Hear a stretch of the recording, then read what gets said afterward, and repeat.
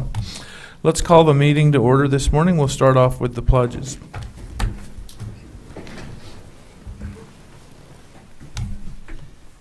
I pledge allegiance to the flag of the United States of America and to the republic for which it stands, one nation under God, indivisible, with liberty and justice for all.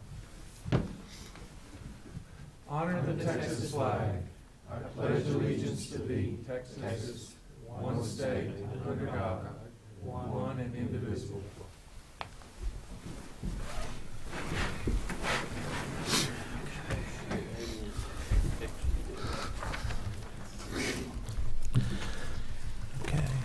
At this time, I'd like to open up for any public comment for any item that's not on the agenda. Of course, we'll allow public comment on agenda items as they come up. Is there anyone that would like to bring something up for a future agenda or make general comments? Okay. Let me then move us into approval of the minutes, if I can get that done. Is there question or concern about the minutes? Move for approval. Okay, I have a motion and a second for approval. No questions or concerns. I ask then for the vote. All those in favor, please say aye. Aye. Any opposed? Okay. Kick off right quick by welcoming Lauren Garduno back as our district engineer. So looks like Mr. Ober had an opportunity and took advantage of it and is starting a new position in Austin, Texas, in a director of construction position, and so we are helping. How did you describe it? We're helping you get your years of service in 2 months at a time. In San Angelo. There you go. All right, outstanding. Well, we might need you to. It'll probably be a couple months before they fill it. Okay. So January or so, probably. Okay. Well, that kind of helps explain the faces and what's going on up here. And from there, let me then move us into the discussion and review of the transit and transportation projects and any action in connection there too. So Concho Valley Transit District Report. Is Sean here today? Okay. Hey, Sean, how are you? Good morning. So I can either read or I can see you. So those are my two choices. Good morning. My name is Sean Scott. I'm the Transportation Director with the Concho Valley Transit District. Yeah. I'm just going to talk about a few projects we're working on because, I think the main agenda item is the next one to talk about the multimodal. So I was just going to talk about a few of the projects we have going on with the Transit District itself. Number one, we're the lead agency for regional coordination and planning for the entire Concho Valley. And I didn't know if it was working or not. So we're the lead agency for that entire Concho Valley. We're working on a new project of doing a needs assessment in this region. We're going to be partnering and working with ASU. They're going to help us develop this survey and administer the survey. They're also going to come back with the results and a presentation to our regional planning committee. Our expectations from this survey are going to be to just discover some gaps in both our communication and our services out there in the regions. And then it's going to be up to our regional coordination committee to come up with some results and some solutions to fill those gaps. The next project we're working on that's been kind of exciting here in San Angelo is that we're going to partner with a private business here to provide services for their employees to get to work. This service is going to be provided under a federal grant under the JARC grant, which is a Job Access Reverse Commute. We've already started this. We're in the final stages of negotiation. I mean, we're close enough that we really think that this is going to kick off here in mid-November with the business here in San Angelo. So, what is that business? It's actually Sitel Corporation. Okay. If you look over there at their high-rise building over there, they're parking on the grass and everything else, and so we're going to alleviate that coming up as soon as we get the contract agreed to. Just a quick kind of note of what's going on with us. I mean, I think everybody's got the same deal. Operating costs going up, fuel's going up for us. Tires are the big thing right now. But and then our federal funding obviously has gone down a little bit. So we're going to be kind of looking at ways that we can change how we operate and maximize our resources and stuff. And I just kind of want to give everybody an update on that we may be talking to people and see if we can find better ways to provide the services we're providing now. And then just a kind of a quick update on the construction on our multimodal facility going up. We're still on schedule with the construction. We are expecting to move in the early stages of 2012, so sometime in January, hopefully. We're currently working on all the lease agreements with the potential tenants, which the MPO is one of them, and then the Kerrville bus lines and the Concho coaches there. We're also working on leasing out the second building that we had constructed. We were planning on it just being a shell building, and we've actually found a tenant, and we're going to try to get that going and get the lease done on that. So we've really moved forward with everything. I know that's kind of quick. Does anybody have any questions on anything? Is your lessee public yet, or are you still in negotiation? I'd probably better leave it right now where Okay. it's at. Thank you. Asking a question. Okay. Any questions for the gentleman?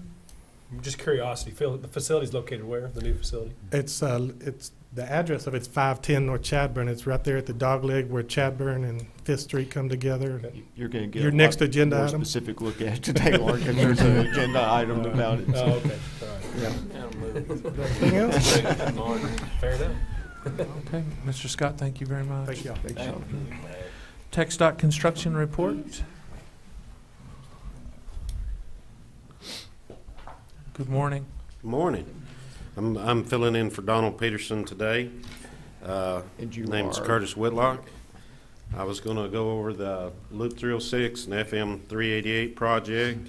It's 24 months. It's just about over with. It ought to be finished by the end of this month. And the striping 388 will be opened up, and next Tuesday everything will be opened up. Just general cleanup items. Yeah. The next project we started was on this is on the southbound lane north end. They had a detour there that's been there for about a year. They got it seal coated and they've striped it, and I believe that's all them barrels are picked up this morning. Next one. That right there is the 388 bridges and the turnaround going southbound. That's east and west there. That's all opened up this morning except the turnarounds and the northbound on-ramp to Loop 306 and the southbound off-ramp to 388. That's just the frontage road and the barrels and stuff right there. That's the tractor putting the mulch down. We ought to have all the seeding done next Tuesday. That's the north and southbound Concho River Bridge and the median and all illumination is working and working fine. This is the next job that we just started on Halloween Day, Monday. It's a $5.9 million job, Reese Albert. It's got 11 months on the project, and expected completion will be October 2012. That's just the project barricades going up to 765. There's the intersection of 765. Just putting some, locating all the utilities, getting it ready to prep right away and stuff. They've already started. That's it. What's the scope of that job? They're going to go in there and at 765 put an overpass there with retaining walls, turn around. You're pretty much going to be detoured on the west side of the project until February, some time frame, when we'll get let the frontage roads tie all that in. Okay, so it's very much like the 388 job, right? Very much, not quite as long, and without the frontage roads until February. Okay.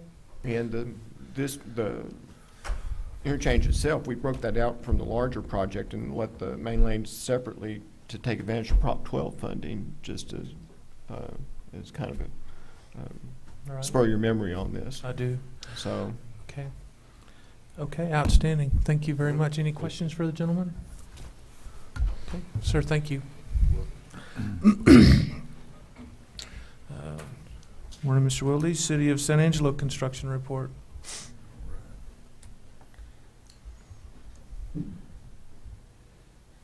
Wielding, you said? What'd I say? Wielding, you said? Is it related to Dennis? mhm. My- There we are. Nephews. Yeah, okay.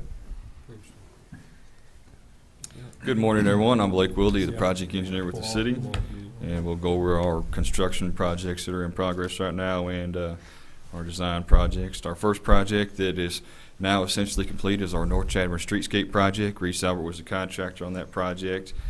We've kind of had a long process on this project, getting everything done. We got the final punch list items completed approximately 2 weeks ago, which replaced some dead trees, but really wasn't the best time to be planting any kind of landscaping in this hot summer, and several trees died. So they've replaced those trees, and we're essentially just going to wrap up the project here in this month. So that's that project. It's just a picture of it, kind of showing the overall project there. It looks really great. You go out there and look at it. Nice brick pavers, street lighting, and some sort of decorative signs hanging from the streets like there. It's a really good project, turned out well. Our next project is our big project here, which is the construction of 50th Street from Chadbourne to, not Chadbourne, to State Highway 208 or Armstrong to Travis Street, new construction of roadway there, approximately a mile long, and then the reconstruction of Great Creek Road, which is just right by 50th Street there, from Chadbourne Street just to Estate Drive there. That's the one that's right by our Coliseum, right on the west side there. Reese Albert's our contractor on that project. The project is approximately $3.5 million. We had a change order for about $86,000 to incorporate continuing a piece of Schroeder Street, which was started on another project, and so we finished it off on this project, got that completed. So our adjusted contract amount is about $3.6 million.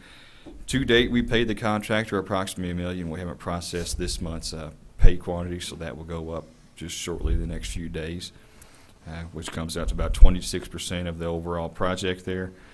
50th Street started, just looking back, at about mid-April there. It shows to be about 360 days, so it'll finish, April of this coming 2012. Grape Creek Road started right at the end of May there. We have a 180-day project on that. That project, contract-wise, will end, I believe, right around Thanksgiving this month, but everything is essentially complete on that project, and we just have a few minor things, sidewalk, little touch-up items to complete, and that project will be complete there. And that was our new road where we put roller compacted concrete on, which most of you have probably visited, so we're really excited about how that turned out, and we hope to do more streets in that to help eliminate our maintenance dollars in the future. And I mentioned our change order street, Shoulder Street, that's been completed. Now I'll show you some pictures of everything. This is an aerial photograph. It's taken some while ago, but it helps just to kind of show where the 50th Street project is. On the south is Travis Street, right by our Coliseum and our Lincoln Elementary. And when you come up to the top of the photograph, that's State Highway 208. The Armstrong office area office is just to the, I guess you'd say, left of the right of the picture. 50th Street, the progress on that has been relatively slow, getting all the utility issues worked out. We have a water line that we had to cap because of depth issues, and we've essentially got our utility issues worked out, and now the contractor is going to finish on working up the subgrade to the right level, get that stabilized, and keep going with that project. Here's Grape Creek Road. This is showing essentially the road's complete. This last piece here that you see in the middle of kind of a little square was the last piece of pavement that was placed, some concrete pavement. So that project is pretty much ready to go. It shows again the roller compacted concrete, which performs well under skid test from burnouts, as you can tell. And this just shows a picture of a side street here. This is 43rd, just a little bit off to where those barrels were right there. And this shows the road looking from Chadbourne to here. We had to cut a little ditch there for some drainage, but as you can see, there's the finished product. It's out there, and say just a few sidewalk and minor punch list items to take care of, and that project will be done. Our next one here is this is Schroeder Street. The portion you're looking at here was completed under our Producers Park project. That's all been completed. And here's the part that we extended on right here for the next part to continue that road. Otherwise, it would have kind of just been a dead-end road, and this continuation made it accessible to two new city streets there. Our next project, which is we'll be wrapping up this month too, is our seal coat project. That's all we completed. It's been striped, and so we're just ready to now pay out the contract on that. And we just have one project in design right now, which is our streetscape project. We have essentially wrapped up the design on that. The project is on South Chadbourne Street, right there from kind of Concho to Beauregard, kind of in those areas where, let me go to the picture here. This kind of shows what we were planning on doing, putting some intersection bubble outs to kind of help increase pedestrian traffic in those areas, street lights, different kind of pedestrian amenities, park benches, trash cans, and whatnot. So that design is essentially complete. We have a few minor design things to get wrapped up and administrative issues to work through, and then we can go to bid on that project. So this just kind of shows a little intersection detail. It's not that clear, but not everything works compatibility-wise always that well. But that's essentially all our projects. And does anybody have any questions? Yes, sir. Yes, Mr. Willie, I just curious about the Grape Creek project with the RCC. Yes, sir. Talk to me a little bit about how y'all felt about the way that went for you. You know, we were the first people in the state to put that down on our roadway, so we kind of got lots of people looking at us, and you know, we're really happy with how it's turned out.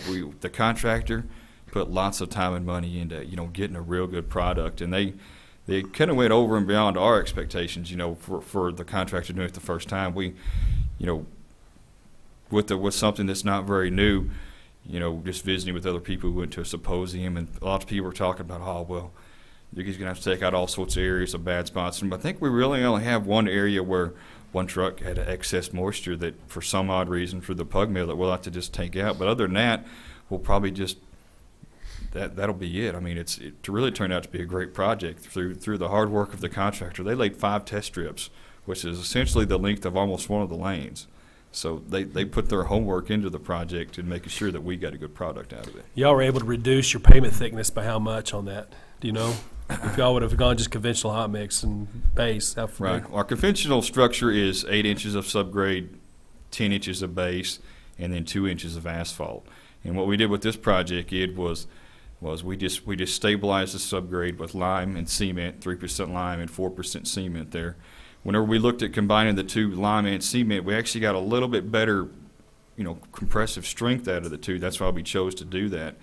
And then when we worked through some models with the computer program, it only worked out that we needed then just 6 inches of RCC to put in there. Yeah. So, I mean, that really helps. That gave like an 85% reliability in 75 years. So, essentially, you know, my lifetime, we'll never have to worry about that road again. Just keep the vegetation out of it. That's right. From the cracks. Right. Yeah. Like expense-wise, though, how did it compare to? Right. Compared to conventional, to be able to bid this project and do it right, we had to have one project here that was asphalt. You build it asphalt conventional way. And then we had another alternate there where, okay, you build it RCC. And the asphalt price came up about $20,000 less than the RCC price. Right, and I think that's equivalent to about 1.5%, but from what we've been told, we're looking at a cost differential or an increase probably from 5 to roughly 20%, depending on the size of the project for RCC.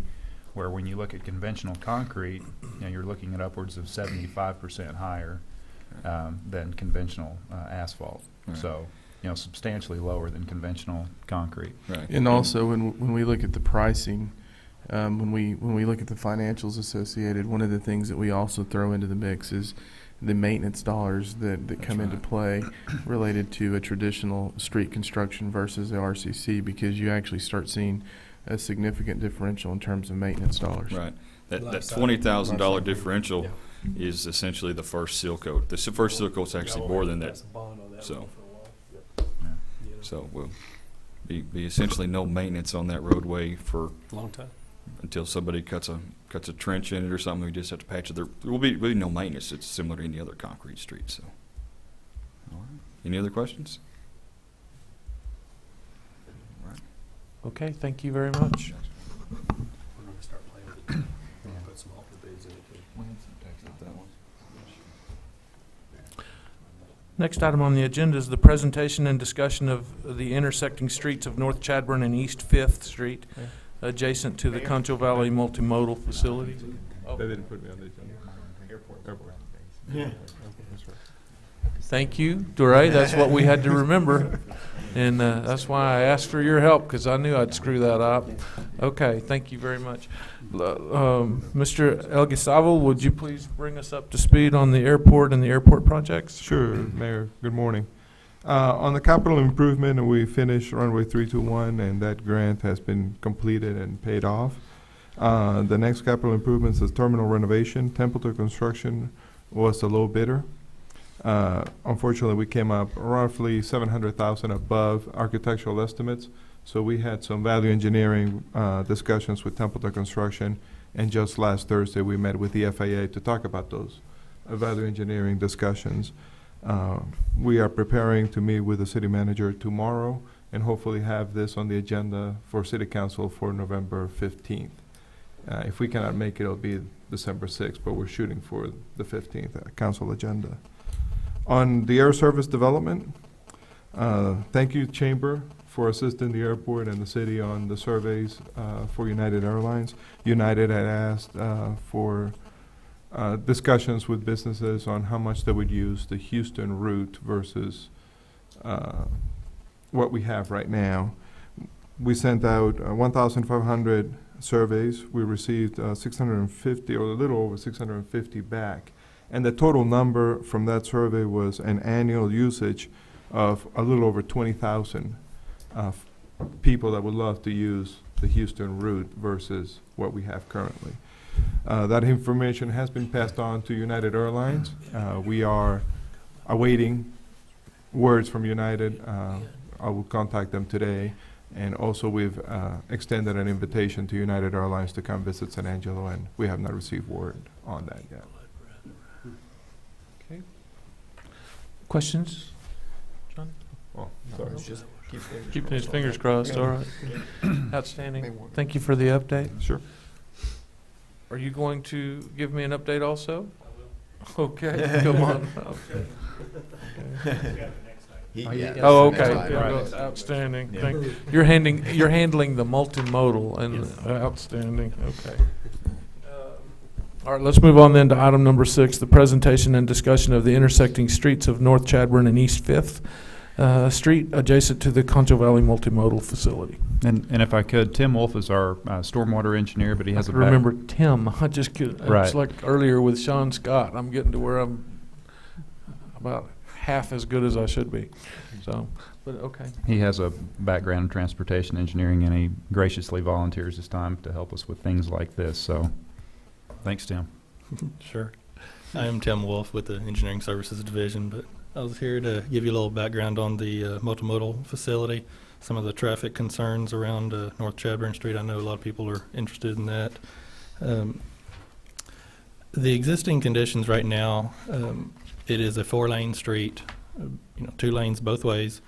The interior lanes are about 12-foot lanes, which is pretty good lane width. The outside lanes are about 10 feet, which is a little less than ideal. I know as I go through there, if there's a car next to me, I usually kind of either slow down or speed up to get in front or behind them, because I don't like somebody right next to me in such narrow lane widths. But that's what we're dealing with right now. Here is a picture of some WB62 trucks. That's a tractor trailer with a 62-foot wheelbase. That's about as big as you'll see in town. As you're going north on North Chadbourne, as you can see, this truck in the outside lane here has to encroach the inside lane to make that turn. He also encroaches oncoming traffic just a little bit. Continuing north from going west here, he encroaches the other lane again and keeps going. He's fine. Coming south, a truck turns, encroaches the same direction travel a little bit there, gets back in his lane, and he's fine coming around the final turn there. So out of the 4 turning movements, there's 3 spots where a semi truck, encroaches traffic. One of them is encroaching oncoming traffic. The proposed conditions, what everybody's expecting to happen out there, the road has now reduced from a 40 44-foot total width to a 28-foot total width, but just one lane in each direction, which gives you a 14-foot lane. That's plenty of room to maneuver for any kind of vehicle, any kind of car, excuse me. With truck traffic on there, we have that first truck going north here. There's actually 2 lanes, one which is a dedicated right turn and one which is your left turn.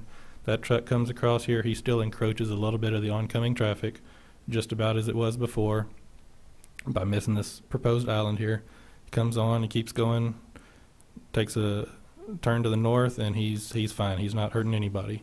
It does convert back to 2 lanes right here, because the rest of North Chadbourn, continuing north, is a 4-lane street.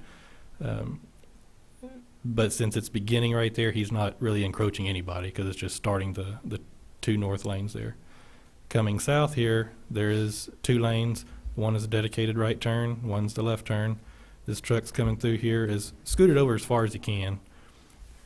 As he turns, he does encroach oncoming traffic a little bit there. He continues east and then turns south, and he's fine here. He doesn't hit anybody there. In this case, out of the 4 turning movements, there's 2 encroachments. If anybody in here's driven 18-wheelers, you know you're always going to have to cross lanes, you know, anywhere. That's basically what I got for you. You know, I'll take any questions you have and try to answer to the best of my abilities. Okay, do you have questions for the gentleman? You said those encroachments include what kind of, it's a tractor trailer rig, is that what I heard? Correct, yes. And what was the length of it? A 62-foot wheelbase. There are 70-foot wheelbase trucks, but they're basically just interstate trucks that.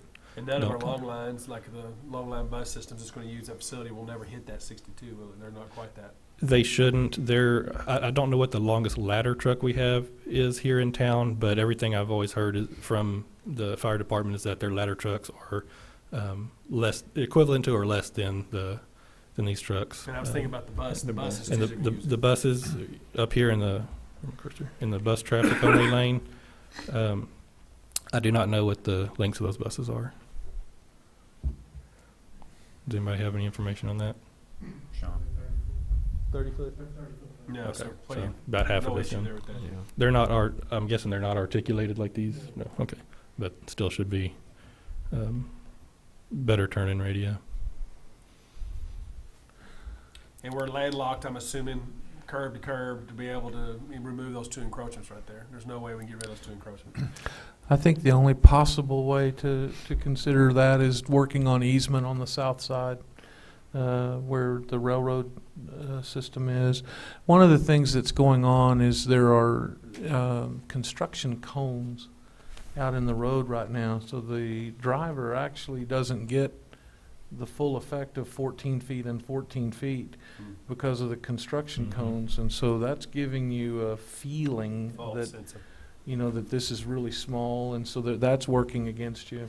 The second thing that's really working against the perceptions is just the fact that a road went from 4 lanes to 2 lanes. So you've got that going on, exacerbated by those construction cones. And so I think the only possible answer to stopping the encroachment issues at this point, based on what's been constructed, is looking at the south side and whether or not we could expand out into that a little bit to allow that street a little more width. So. And also keep in mind that, like I said, these are 62-foot wheelbase trucks. They're about the largest you're going to see in town. A lot of them are only 55-foot, 57-foot wheelbase too. We'll see that's what you're telling me. They're probably pretty rare. Yes, it is the largest truck that you ever expect to see in a city. Go ahead. I was also going to say, for this truck here coming southbound, if you drive out there a lot, you'll notice there's very little traffic that'll turn right here. I was going to ask you, how prominent is that right turning movement, and does that leg of southbound Chadbourn need to be striped as a dedicated right turn lane? Because that would enable that truck then to move over. Right, and in practicality, they would move over because, and they're doing it anyway. Right, so. they would, but not give somebody a false sense of security if they're Sure. just there at the wrong time when that one truck comes through town that day. Right. The only issue I see with that is that it is 4 lanes up here near the overpass. You have to narrow trying it to down merge somewhere. that down to just a single lane, single very wide lane, which could go then either direction. Creates another problem if you don't. It have creates that. another problem. I personally have not looked at that yet. I'll be more than happy to.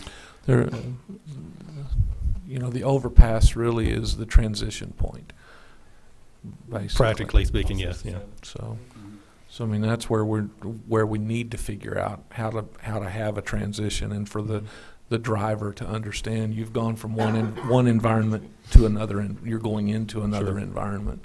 I think that's in play.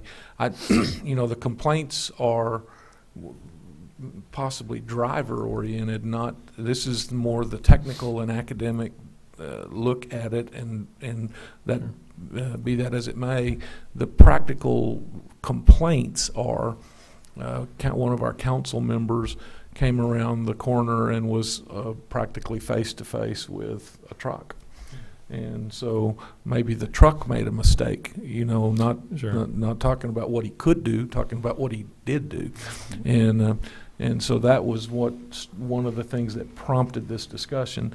It also has history, because when we were discussing going to this in the first place, there was disagreement about that being the right thing to do. So some wanting it to be wider, wanting to keep basically what was there, and but there's a transition to be made somewhere, because as you turn in his visual here on the lower right side when you come down Chadburn Street.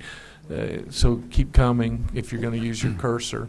There you go. As you start down here, now it goes into single lane because we have angle parking. Right. So by definition, it goes from 4 lanes to 2 lanes.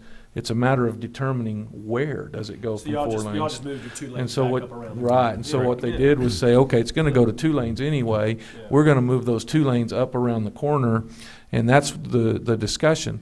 There were those of us that thought this was a real concern because of stock trailers and things like that. The Stock Show and Rodeo Association is north on Chadburn, so anybody that's downtown for evening events and things like that, we were concerned some about that. So the issue then now, though, is kind of the perception and the feeling of people as they go from 4 to 2, and then, like I say, I really think from driving it, it's exacerbated by those construction cones, because those construction cones are out away from that curb, true. 2 or 3 feet, you know, and so Yep. by the time you get the curb and then the construction cones, you really do feel like, good grief, you know, this has gotten really narrow here. So that'd be one of the things that I think's in play. If there's something for the MPO to do, it is to give guidance to, I don't even know whom, but to give guidance toward pursuing what could be done on that south side for easement and the width, the widening of that street a little bit.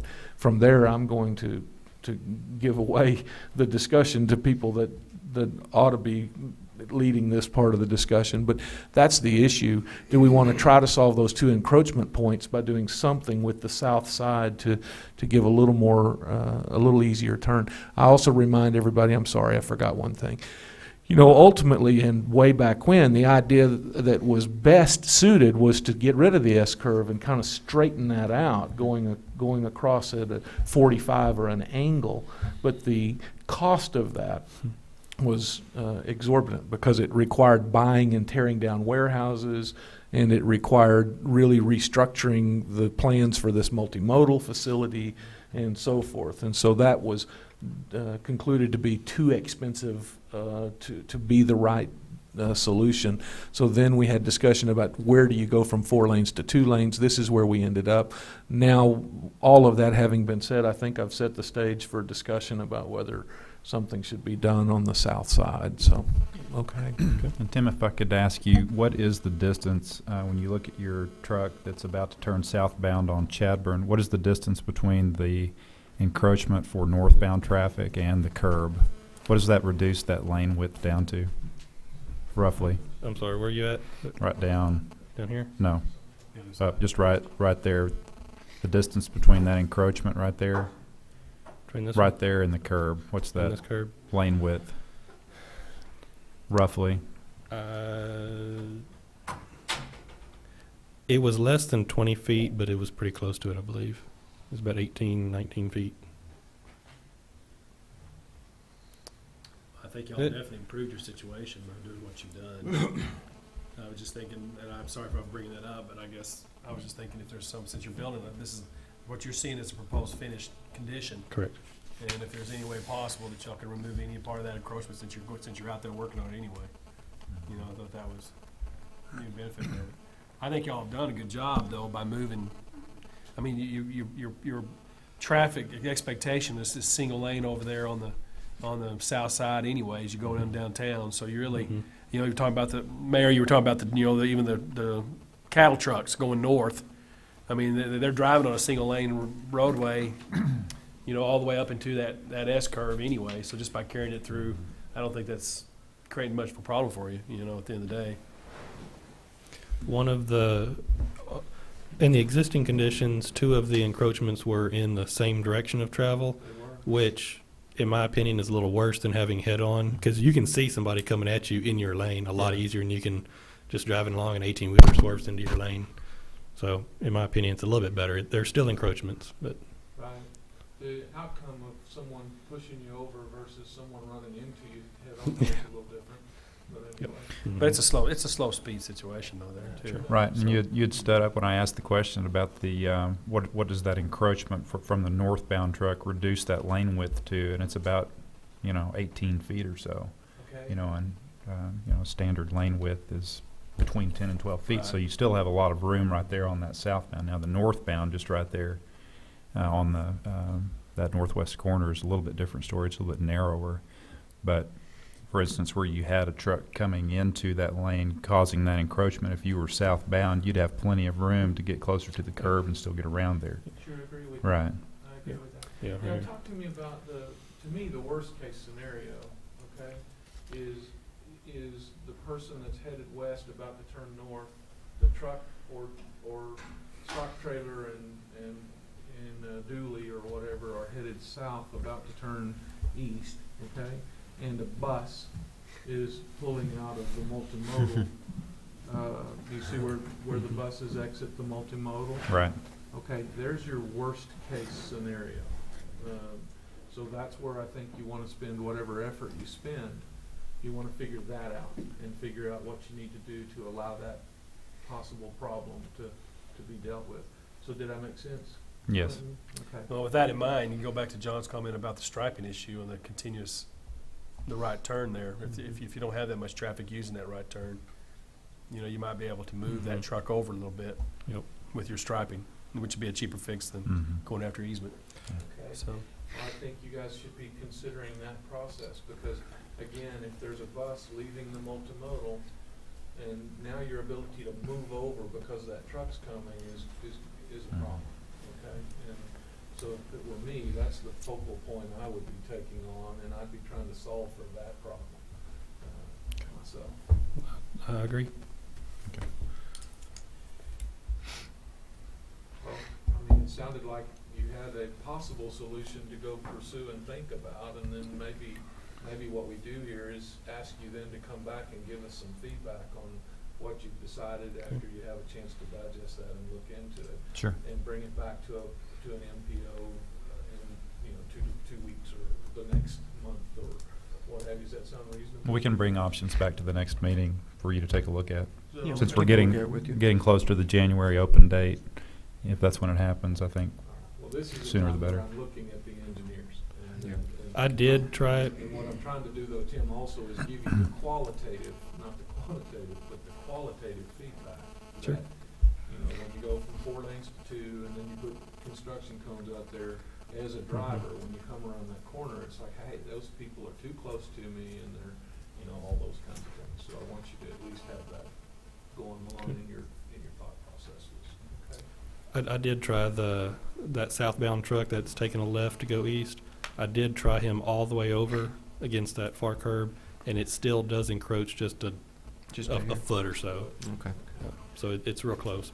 I'm looking at, Aubrey, do you have any thoughts on this? Just practical thoughts or everything sound on the way way you'd move It's been forward. improved though, a lot. Yeah, I think so. So, Phil, you, There's no reason why. what I'm doing now is kind of canvassing the non-engineers, just to be sure we all think this is moving forward the way we would have it move forward. And, yeah, Do we have a December meeting I don't know scheduled? that. Do I- Okay. December 8th, hopefully. December 8th. And Okay. also, if you guys could speak in the microphone, they can't hear y'all in the back. So, if your little green button is on, your You know what the biggest problem is? You got to turn it on for it to have any effect.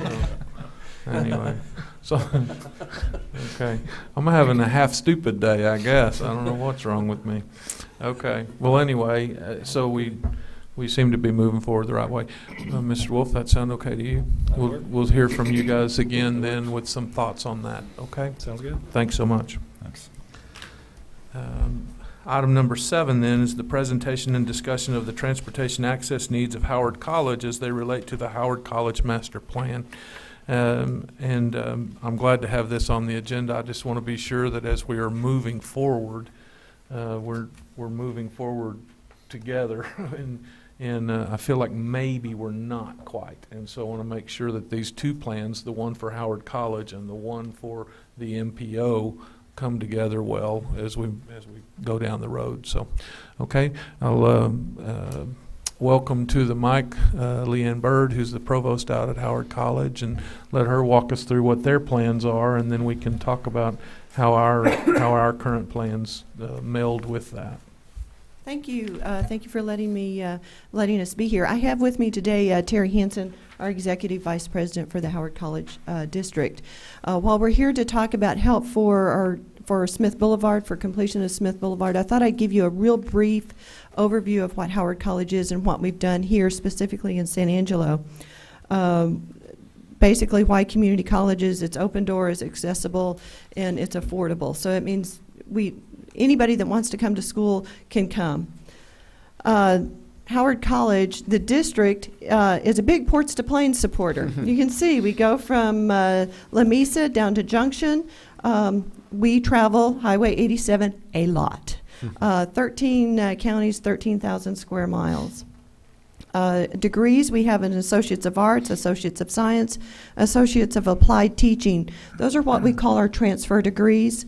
Our Associates of Applied Science, Marketable Skills Certification, Certificate Level 1 and Certificate Level 2 are what we refer to as our terminal degrees, and those are designed to go into the workforce.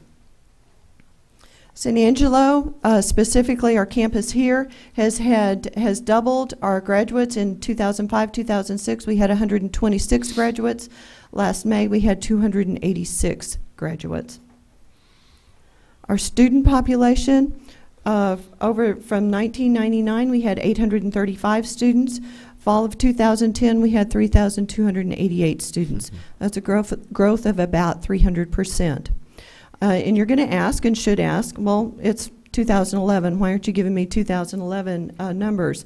Our numbers here are going through fall. Fall is still in process. We have a flex session that just started last week. We have a December mini session that starts in December, and those are all counted into our fall numbers. We are expecting those to be flat, about our 3,288 numbers, or down just slightly, and that's for a couple of reasons. One is capacity. But the other is we had a tuition increase that was fairly large.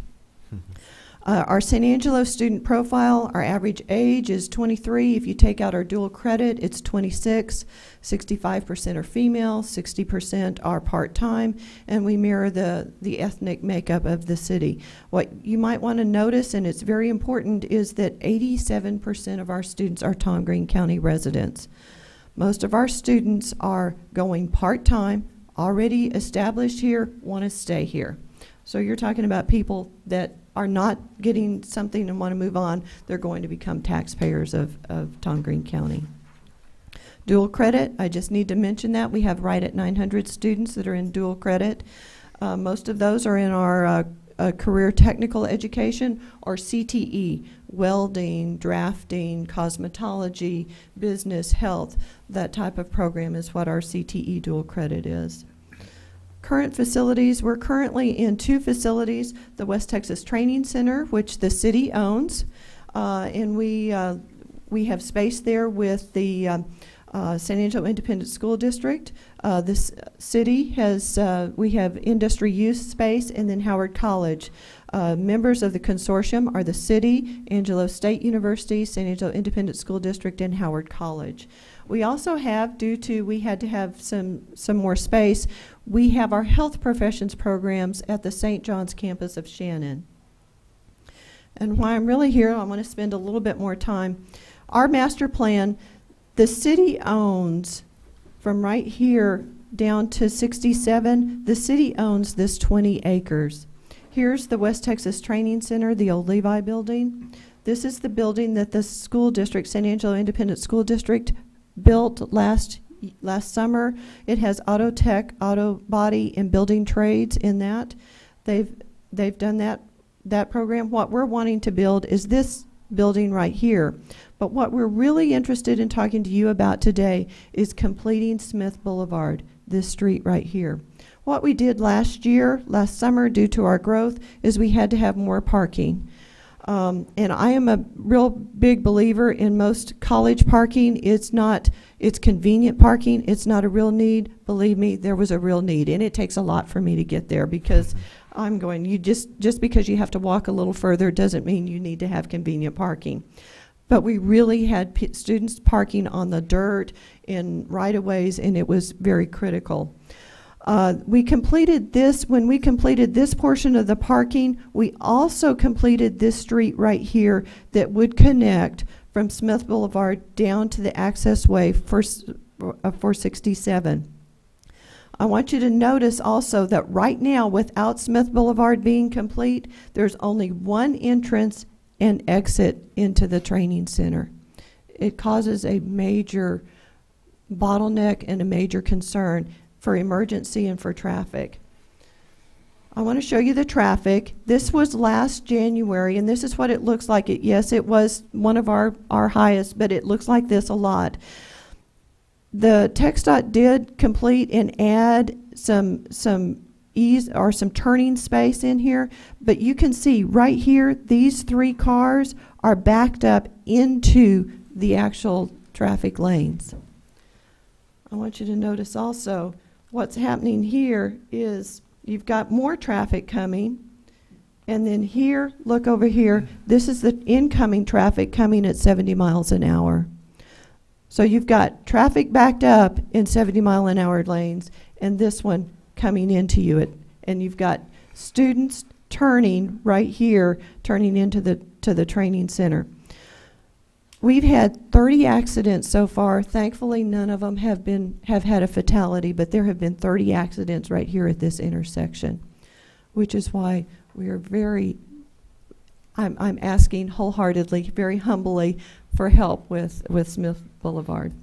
But you can see what that's doing to us. Here's what, just to show you that all those cars aren't turning and turning around, here's what it looks like. And here's the parking lot that we completed last year. And you can see it's full, and we are already parking in non-parking places on the campus. What we need, if we're also looking for building space, we're at capacity. We need some additional space. Right now, we would need 40,000. We would like to have a building of 75,000 square feet additional. And schools are very, and yes, colleges are right up there, is that we like to do popular times, not, what are we really utilizing our space? To let you know, yes, our earliest class time is at 7:30 in the morning. Our latest class ends at midnight. Our average start is at 8 a.m. and our average late end is 9 p.m. Our most usage is from 8 a.m. to noon and from 5 to 9 p.m. So we have 2 populations that are coming in. They're the morning and the evening. Our construction cost for our building is about $11.5 million, and Howard College has a capital reserve that contribute to that to $1.5 million. Our funding for community colleges come from tuition and fees that are paid by the student, contact hour funding that is generated by the time that a student sits in a seat, and then brick and mortar cost that is paid by, that cannot be paid for by state funds, but it can be used local tax dollars, donations, or student fees. and San Angelo does not have a community college tax. So that means that right now our students are paying for all of that. So what is a student paying? Right now for this semester, for this year, it's $79 a credit hour. That was an increase of 49%. Last fall, they paid $53 a credit hour. Last fall, for 15 hours that a student is taking this fall, it's right under $1,500. Last fall, it was right under $1,100. So there's been an increase of $400 to a student taking the same 15 hours. That's a real quick overview because I don't know the specifics on the Smith Boulevard cost, and I'm gonna put Clinton on the spot. He can answer any questions specific to that. Right, and I was just looking for an email that had that cost estimate included. We presented that to the COSA DC, and we were looking at a couple of different options, several different options for the roadway, whether we built it to the fully developed 50-foot width or half of that width, and what type of construction. I would hate to give you the wrong number, just trying to remember back to exactly what that was, but we can certainly get you that information. It's in the hundreds of thousands of dollars range, I know. Right. I believe that whenever we were meeting, it was right at $560,000 for the completed. And I know that there are options that are significantly less than that. Again, I would just have to refer back to that exact estimate to give you the true number. Okay. Now, Ms. Bird, is that the final slide? Yes. Okay. It is. What I felt we had to deal with as an MPO policy board is bigger than just the Smith Boulevard issue. Do you mind please showing us the slide again of your master plan so that we have and I'm not sure Mr. Dominguez or Mr. Hill what you might be able to do on this, but as you look at this, there's the opportunity to come in on Smith Boulevard either from the south, which is the focal point on the left of this picture, or from the north, which is would be a focal point on the other end. We have a kind of long-term plan, and Mr. DeWitt can help me on this, but we have kind of a long-term plan that would suggest that we would put an overpass with a turnaround somewhere to the north of this location. Right, somewhere at Tractor Street, Trail Tractor Trail is our current idea on that. Okay, and we have since then added the overpass into that plan here. Okay, now, so what I'm trying to have us do as an MPO board is be thorough in our planning ahead of time so that we decide, do we need both of those overpasses if we improve Smith Boulevard to a certain level and move a lot of traffic off of the highway? Do we go to one of those overpasses instead of two, or do we keep two in the plan? And so that's where I want us to spend some time. I don't at all think we will decide that today, but I want to make sure we have that we thoroughly go through what we ought to do. Obviously, an overpass, I think it's roughly a $6 million type of project, or somebody upwards, maybe a little bit less than that, but 10-ish. the whole system Okay. through there, Mayor, we estimate from the interchange at Loop 306 to the interchange at 277 Right. to be approximately a $30 million endeavor. So we're gonna have to break it into affordable chunks as opportunities come along. So the issue here is to get to the why, where which is the way we would all recognize it on a practical basis, for where you turn to go to Ballinger or you turn to go to Bront, okay?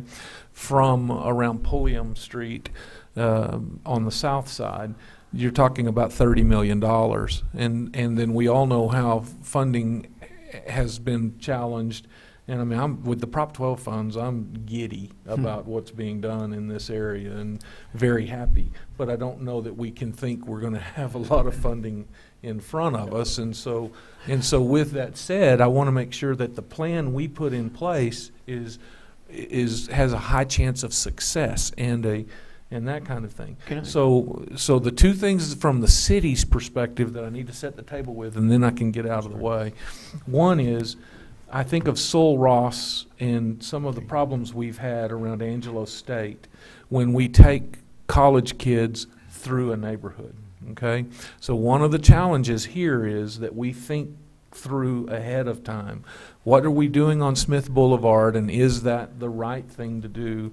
Taking them off of the East-West Thruway onto Smith and then putting them through the Paulan addition, okay? So you're taking them through housing. Is Okay. the Paulan addition on to the It's left? south, yes, Yeah. it would be to the left, Mhm. okay? And Now, where does Smith go to the right? and Smith to the right is not built out, but goes into an industrial area and would come out on Tractor Trail. So one of the things that would make sense is to try to bring students in from Tractor Trail, okay? But I don't want to overplay my hand on this. I want you to know there's a large church with a lot of traffic on Sundays and Wednesdays on Smith Boulevard in that neighborhood. So I'm not trying to advocate, I'm trying to cause good planning, okay? And I'm trying to save a future organization, whether it's the city council in some time in the future or this MPO board sometime in the future, from having to deal with, now we want stop signs, now we want speed bumps, now we want, you know, all the things that we've been asked to do on Sul Ross and Oxford and some of those areas around Angelo State. I want to get this right the first time, and so that's my purpose for asking us to be thorough in what we do, okay? So Smith Boulevard goes off of the thruway. Is it called a collector street in your nomenclature? I would believe that'd be about right for Smith. Okay, so it's a collector street, okay? But it runs through that Paulan Addition neighborhood, so. That direction. Right. Sorry. For the highway side of this, we've had very high-level conceptual discussions with the city for over a year now. I've talked to Leanne very informally about that, and our issue, as it always is funding forecasts. Right. If But- given that you had all the money you want, we know what to do. But right? as you related, Mayor, the economic conditions being what they are these days, we need to be very opportunistic and ready to jump on these things. We're probably within, reasonably given our workload and staffing capacity, as well as our internal funding mechanisms, within 6 months to a year being able to formally kick off the planning process for the highway side.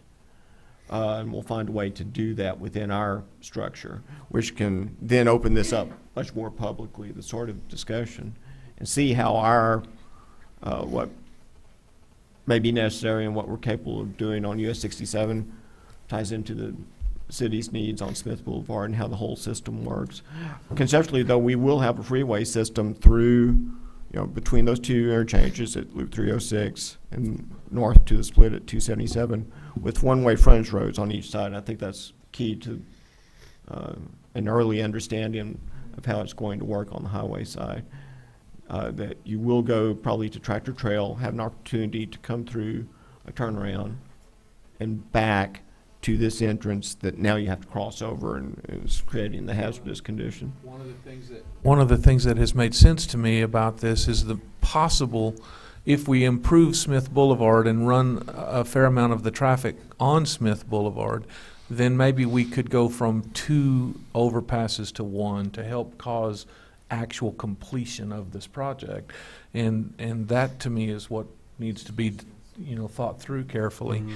If we don't move people onto Smith Boulevard, then we definitely need 2 overpasses. As you saw from her slide of how they back up trying to make that left turn, they need an overpass there.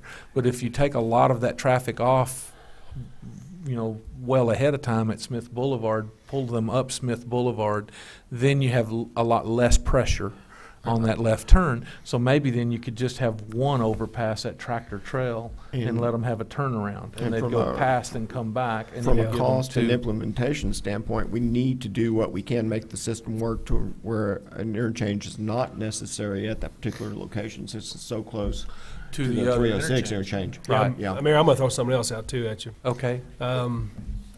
It looks pretty obvious that Higher College has some immediate needs, and we're leaving some some congestion issues on their campus. You know, as you look at your planning, elements, you know, the probability of you getting some improvements to Smith Boulevard is more feasible financially than it would be. That's exactly correct. So, you know, in your long-term planning, you go ahead and you plan.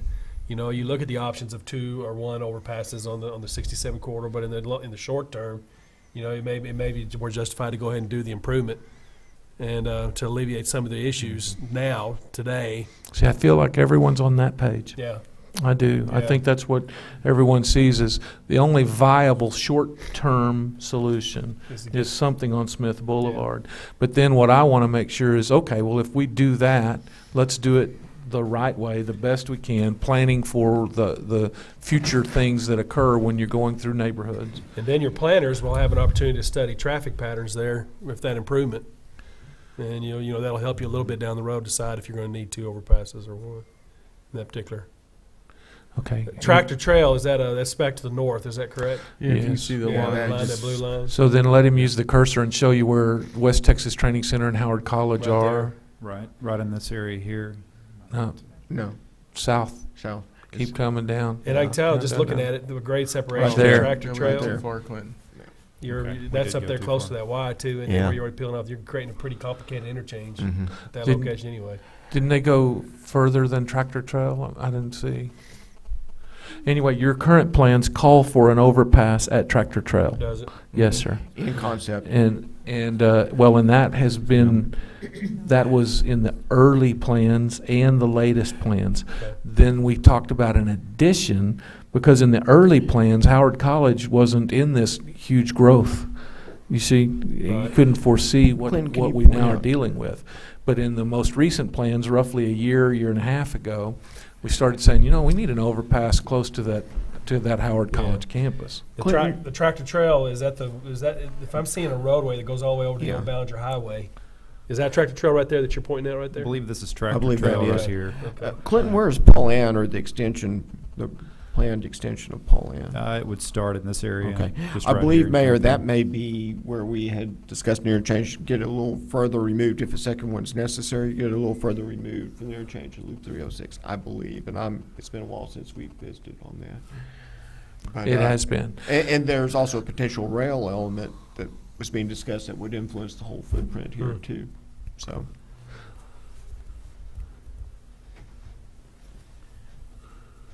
So I like how you characterized that, and I think everyone understands it that way.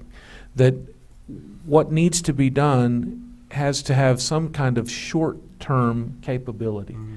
because the problem is here. It's Right. not out there. It's already on us. So I agree with that. At the same time, in that reactionary state, we don't need to do things that keep us from doing things correctly in the long run. So that's the tempering of it that I'm trying to do. Well, that's the advantage of planning. It's just on a piece of paper. Yeah. You can scratch and erase and move and, you know, and until you get that thing built, you know, you got some options there. Where's the John Deere house in that location? Is it on that tractor trail? Yeah, Yeah.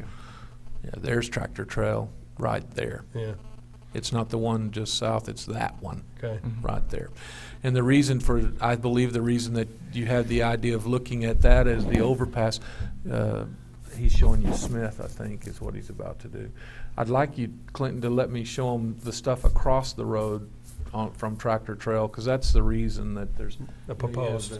The reason there's a proposed deal there is to allow folks to get to an overpass without having to go up past the Bront Y and come back down, Okay. that are on the outside or the east side, if you will, of this road. So it's those entities that you see, the Caliche, that's a isn't that the Roy Robb Center, Juvenile Center, and those types of facilities. So the reason that where his cursor is now, that's developed. Clinton, can you zoom in a little on that? So he's somehow trying to have an overpass at Tractor Trail where those folks could get to and from Yeah. that exit point. So that's kind of part of what was talked about during that meeting. Looking at your land use too, going back, I was looking at that. Is that Pullman? Is that Pullman that goes all the way over the old boundary? Pulliam? That's down south. Yeah.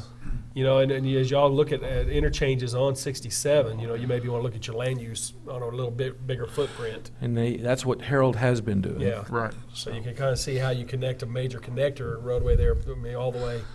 You know, now you've got that all the way over to Old Ballinger Highway connected up too. So you've got Right, and I think they can show you what they're thinking on that, because that's been part of this too. Also, the railroad spurs that John DeWitt just talked about have been thought some about. play. That has to do with where Marta for Hirschfeld is and where other industrial opportunity is the comes Orient Road play. through there? Yes. Yeah. Well, immediately to to the the north. north, more or less parallel, but the thought is we may extend a spur that currently stops at Martifer on down Huh. to take advantage of that, and to invite future industrial growth. But Well, and when you look at the, obviously rail's taking a more prominent role in all of the discussions with industrial development. And one of the, when we look at this entire area, if you actually go to the southeast side of the highway, we have our industrial/business park there.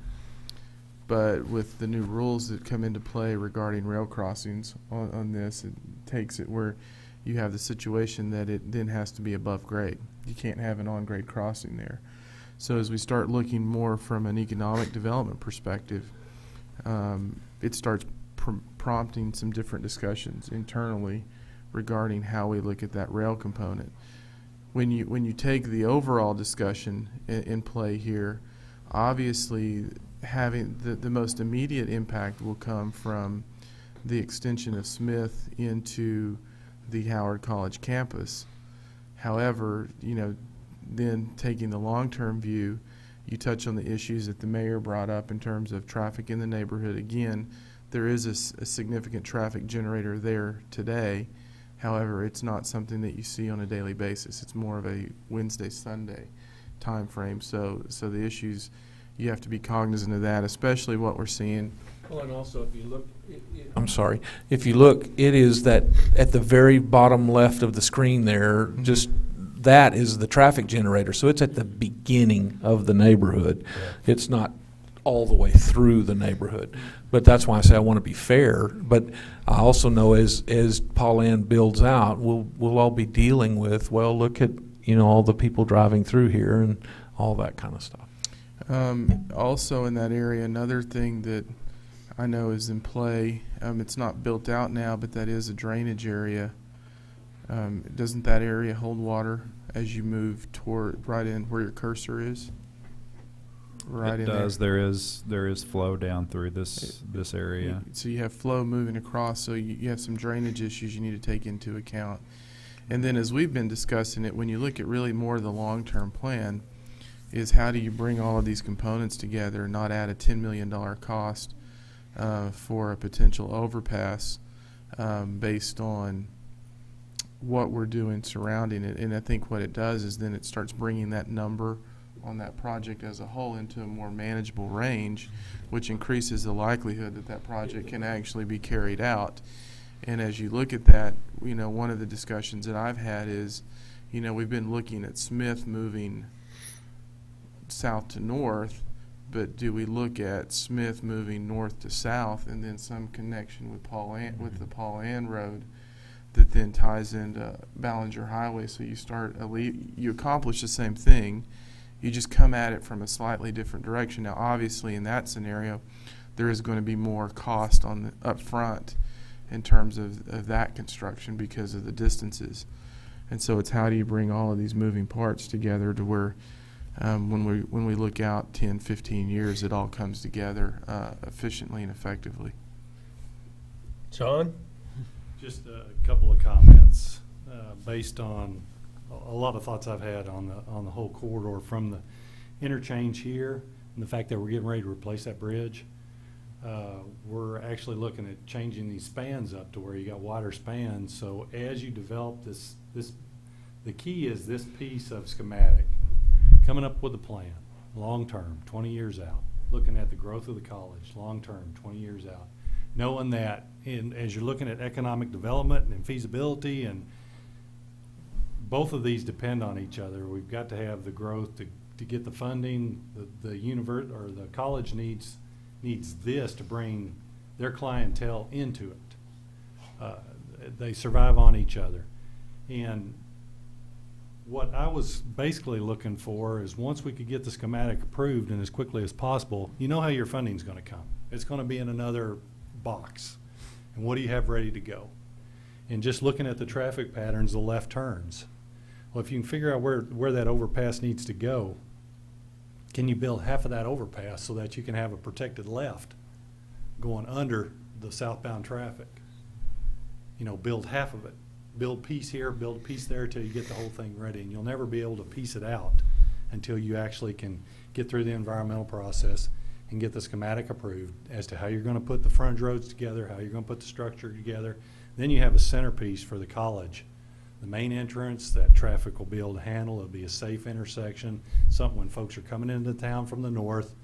Welcome to the city of San Angelo, welcome to Howard College. You're marketing both of them for everybody that's coming in from the north. So anyway, that was, you know, you're not trying to bite off a $60 million project. Right. Maybe you can get $5 million for the first southbound half of that. Put temporary walls in so you can make a protected left under that traffic movement, get rid of another signal, and then piece it together from there. But I think there's a real opportunity, again, looking at the 20-year plan, that this interchange is a centerpiece for everybody. And tie Smith into that centerpiece with good movements. So that was. And we also have a long-haul trucking carrier immediately adjacent to Howard College that at some point that has to enter the discussion too in terms of their operations. I know they move those big mining tires from Mexico to Canada. Did you envision two grade separations in that stretch? Just one just right here. The thing Smith. is, though, you got this flying wire, whatever the engineering term is, that this may eventually end up just being a point intersection, a diamond, to where it works better for the city and the area economically for development. You can't do a whole lot development-wise with this intersection. Use up a lot of frontage. But you open the spans up and you allow, a point connection, because you've got to get another railroad overpass in here as part of the Ports Plains and the long-term connection back. So that was part of the reasoning when I talked to Bridge Division about changing up that whole bridge design, was to give somebody in the future an opportunity to look at how that comes together. You said you widen the spans. Widen them out as far, I think we were going to 120-foot spans and picking it up. Trying, I know it's on a skew right now, but maybe even changing the skew up a little bit to where it's a little flatter in the future. Bringing up Harold's comments about the rail, was the possibility of running some rail underneath that? Back here on this one, that would be driven by economic development here in that the again city, and we depends can on, facilitate that.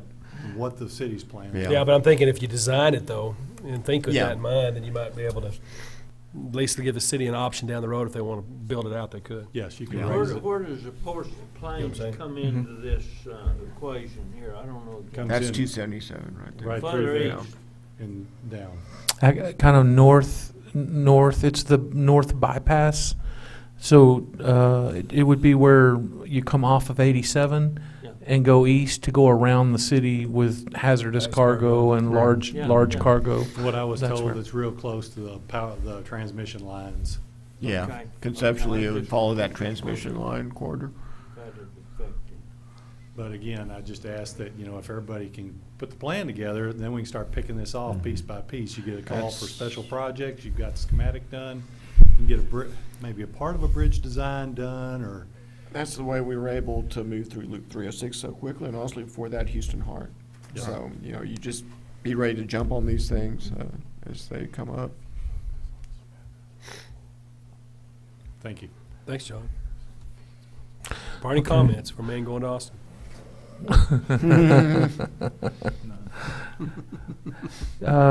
So walk us through just Smith Boulevard, because you can see where Paul Ann would tie in later, but and Smith Boulevard is the quick solution and creates more safety. I mean, they have an issue. So, but let's walk through what we ought to be thinking possibly while we're talking about Smith. I think when you look at Smith and you talk about the plans that have the overpass at Tractor Trail, Smith may need to, the look at Smith may actually need to broaden, where we're not only looking at the southern part that connects to Howard, but you also look at that connection of Smith to Tractor Trail and where it comes in, because then what that's going to do is tie that in with the discussion that TxDOT's having on the overpass, because then you have really 2 points of ingress and egress for not only Howard College, but also for the industrial area there. And then as we look more long term at future development in the area, it opens up the entire location. So it may be that we broaden the Smith discussion to say we really need to look at it all the way to Tractor Trail. And then I think that starts paralleling the discussions they have and really focusing in then on the one overpass, because if they get that turnaround in that location with the access road, then you're really accomplishing the same thing that you've talked about with the overpass in front of Howard. You're just pushing people a little further down to make that turn and to get back. And then there is, I think, the potential for some cost savings in terms of the overall project cost there. And I think that's what we were talking about, is do you pull that piece, focus everything on Tractor Trail, and then focus Smith as we look at that long-term development. What do we do now? It looks like to me that what we're basically saying again is, okay, we've had good thorough discussion. Now let's make sure that our plans go forth consistent with our discussions. What about the Smith Boulevard piece? Talk about how that can be moved forward, because that's a little more local issue than the TxDOT part on Highway 67. So that's kind of the question of the moment. Okay, so let me ask some questions regarding really everything that we've just talked about. I guess if we talk to the board about, and I'm going to not go to Smith directly, I'm going to talk about the overpasses first, because I think that's going to impact how we look at Smith, correct, Clinton? And the sense is it the board's desire to look at, to have staff look at potentially removing one of the overpasses, focusing, then having the original design of the overpass at Tractor Trail, and that would be the first question I would have for the group. So my perspective on that is yes, because you're taking a $30 million price tag down to $20 million, which enhances your ability to get this done. And so we take care of Howard College with Smith Boulevard and a overpass, but not two overpasses. And we take care of all of the development needs out there from an economic development standpoint. This over-the-road truck driver, whatever happens with a rail spur, et cetera. So from studying this, that's what I think we should do. And just to be clear, I think our $30 million kind of planning figure we're talking about only anticipates the interchange at Tractor Trail. Oh, so it's really. But you're right, Harold. Anything we do, obviously, that adds another structure to it would increase the cost. But practically, it's going to be difficult to implement an interchange right there at Howard College because of its proximity to that other Y. So if we take that direction and we stay as designed and projected, then I think internally from the city's perspective, we then look really at Smith as a whole structure all the way to Tractor Trail, and then we let the engineers work up the cost of that project, and in that we look at the solutions that really start phasing that into what can alleviate it immediately and create some safety. And then we look at the long term of eventually connecting to Tractor Trail for that overall development. And if the board is okay with that, then I think we all then have our directions and we go back and bring this all together.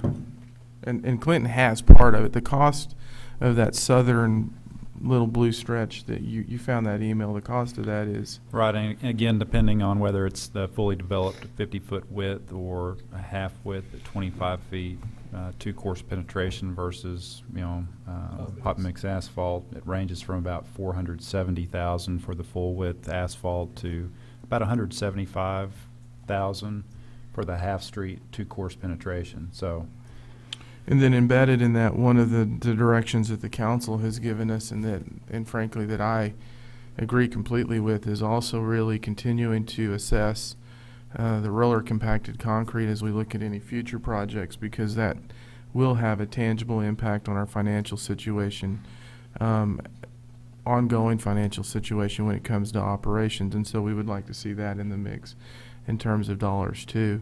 And so what we will do is we can present that plan, break it up into segments, and talk about how each segment could potentially benefit the immediate need that we're facing at this location.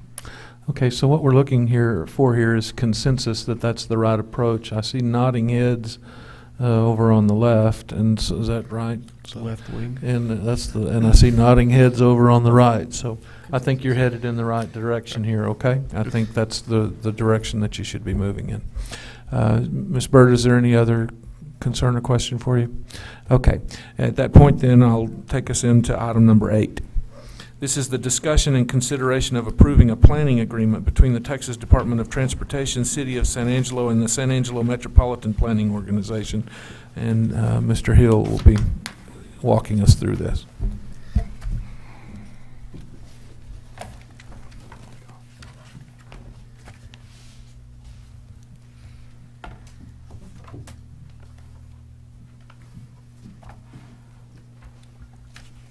Okay. The planning contract, if you recall, we signed one earlier this year. It was between TxDOT, the city, and the MPO. We received these new contracts last week, and I believe it's a standard contract that went out to all the Texas MPOs, and they're also trying to get all the MPOs on the on the same cycle. It's a 6-year contract. The difference with this contract, I didn't highlight anything, but the major differences with this contract are just some of the terms, as well as they've added a couple of articles to this one. If you go to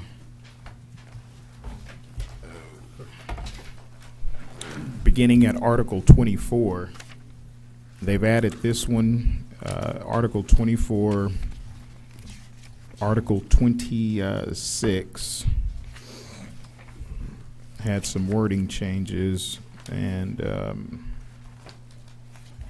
as well as Article 27, but again, just standard language. And finally, Articles 36, 38, and 39 and 40 were added new. So again, we've signed this contract. Right now it's in legal. When it's approved by legal, we will send that to City Council for their approval and for execution.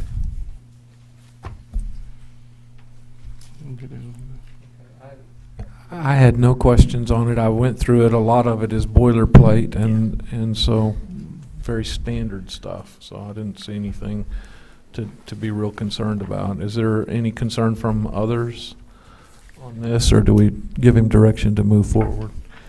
I believe the changes are just adapting to new federal language, right?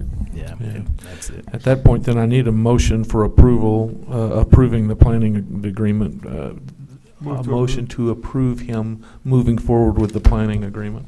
I have the motion from Luis, a second from Mr. Sutton. Is there any other discussion on this item? Okay, is there any public input on this item?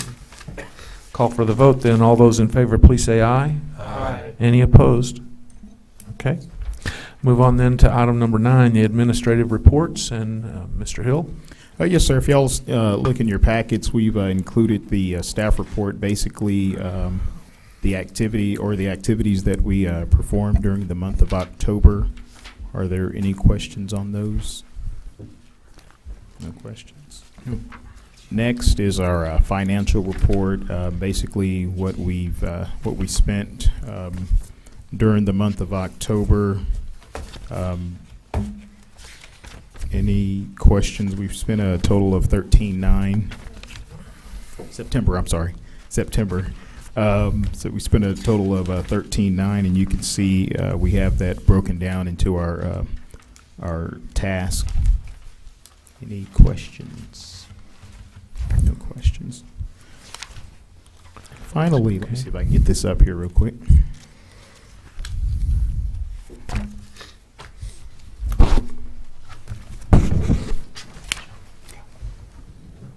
Just kind of wanted to bring to your attention, again, I told you at the last meeting that we had launched our new website. So we've got the website up and running. Special thanks to our intern, Ian Robinette, for doing all of this for us. But again, our goal with this was to make it more user-friendly and more navigatable. So if you get an opportunity, please go on the website and check out some of the things that we have on there. We've also added, or will be adding, some links to where people can request a presentation from our staff, as well as join our mailing list. So that's what I have. And just one more thing. At the last meeting, the board approved our new logo, so I just wanted to show y'all how that looks. We've got T-shirts that we had made, and again, we can't use planning funds to purchase these, so staff purchased some for ourselves. We are really excited about the organization and really have some great ideas that we want to move forward with. So just to yeah. You have to buy it. Pony You up. have to buy it. Pony up. Yeah. So yes, sir. So That's what you're supposed to say. And for the low price of, you can have one too. There you go. yeah, cash only, please. But that's all I have. Again, we're moving forward. Ian is leaving at the end of this month, and because we're trying to do more of an interactive website, more than likely we're going to have to get another intern in the office to maintain the website, because it's something that really needs attention on a daily basis. So that's all I've got. DeRay, Yes, sir. this little handout thing with the what's an MPO? Yes, sir. Is this included on your website? No, sir. That was something that we developed. We just got those in the other day, but we could certainly. That's those. good information. You know, as people are clicking around, trying to understand what an MPO is. I always get that, no matter where you're at. You know, trying to understand what the MPO's function is. It's great. So if I y'all put think that on that's your a good website, idea. that'd be probably. We've got some. We do have some of that information on there. What we want to do with those is hand those out, and I believe we'll also be mailing some out to various organizations. So again, I mean, the staff is really dedicated to the organization. We're trying to make it more visible and just move forward with what we have. That's all I've got. Okay. Questions for the gentleman? Okay. At this point, then, we'll go to item number 10, move into executive session. This executive session is under the provision of the Government Code, Title 5, Open Government Ethics, Subtitle A, Open Government, Chapter 551, Subchapter D, Section 551.074, to deliberate the performance and duties of a person working for the organization. So let me ask that the audience allow us the chamber for a little while here. And ask that maybe the mics be deadened by our staff, so that we can then just have an executive session. I don't know exactly what time it is. 11:30. Moving us into executive session at 11:30. Okay, at this point it's 10 till, and I take us out of it is 11:50, and I take us out of the executive session back into regular session for the MPO meeting. We move on then to item number 11, the consideration of matters discussed in the executive session and any action in connection thereto. I'd entertain a motion to accept this evaluation as presented. Second. Okay, I had a motion from Mr. DeWitt, and we'll let Mr. De Cordova have the second with the because it was vigorous, and so we have a motion and a second to accept this evaluation as presented, and And thank you again, Mr. Hill, for a very good job and for exceeding expectations on your evaluation. All those in favor, please say aye. Aye. Any opposed? Okay, you barely got by. So, item number 12, then, the announcements and future agenda items. The only item that we have under here, on the agenda, again, we're still working with the bylaws and the public participation plan.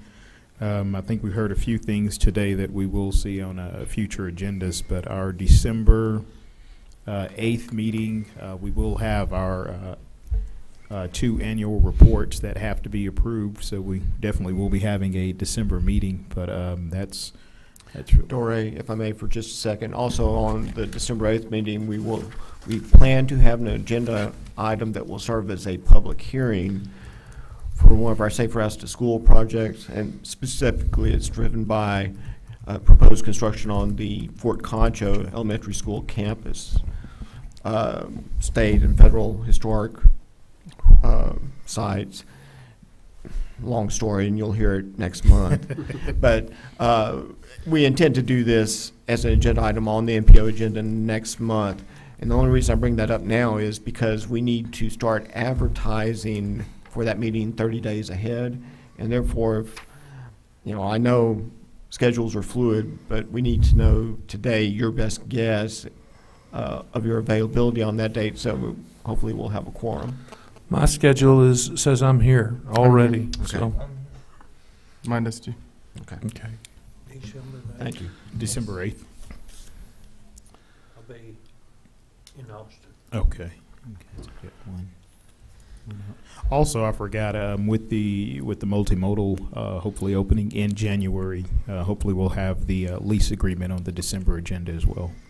Busy agenda. Busy agenda. So. It will be a busy agenda, and so you might take that into consideration on the amount of time you put down for this meeting, because we really will also need to see what is decided on the S-curve issue on North Chadbourn and East 5th Street, and whether we think we would want to converge to one lane and not have right turn, and or not have a right turn only, and all those kinds of things. So that I think needs to come back. The other one, Smith Boulevard, needs to come back fairly quickly because they've got a real problem. So we may as well treat it with some degree of urgency. And okay, so it will be a pretty full agenda. Is everyone still okay with 10, or did we need to do like last time and start at 11 and have lunch, and 10 o'clock is fine? I prefer 10 through 12 myself. What's the consensus of the board?